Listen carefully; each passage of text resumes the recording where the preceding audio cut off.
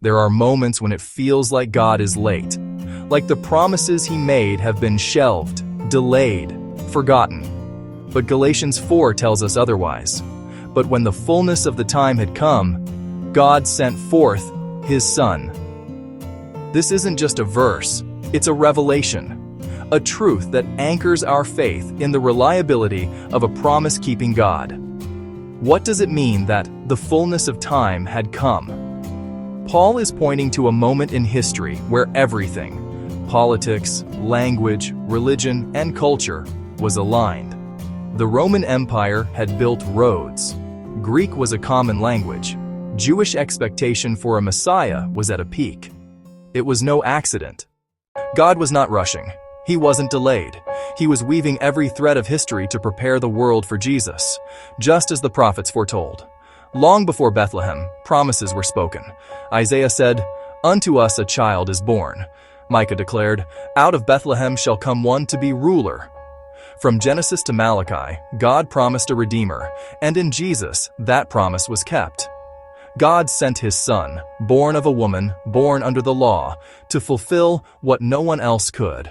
Paul uses a stunning image next, that we might receive the adoption as sons. In Roman culture, adoption wasn't for children who needed a home. It was for grown men chosen to carry on the family name and inherit wealth. When a Roman father adopted a son, that son gained full legal status, as if he'd always belonged. Paul says, "That's what God did for you. In Christ, you are not barely accepted. You are chosen, named, inherited. You don't earn your way into God's love. Jesus secured it for you." So what does this mean today? It means God's promises are still on time, even when they feel delayed. It means your identity is not based on your past, your failures, or even your feelings. You are adopted, you are loved, and you have full access to the inheritance of Christ, peace, purpose, eternal life. When the world says you're forgotten, God says, "You're mine." When your faith feels shaky, the cross stands firm. Maybe today, you're in a waiting season.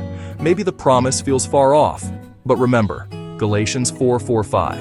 God sent His Son at the exact right time, and He knows the perfect time for your breakthrough too. Jesus came to redeem, not just to forgive, but to adopt, to restore your identity, and to give you a name, child of God. Father, thank you that you always keep your promises. Thank you for sending Jesus at the perfect time. And thank you for adopting us into your family. Help us walk in that identity, not as slaves, but as sons, not with fear, but with faith. In Jesus' name, amen.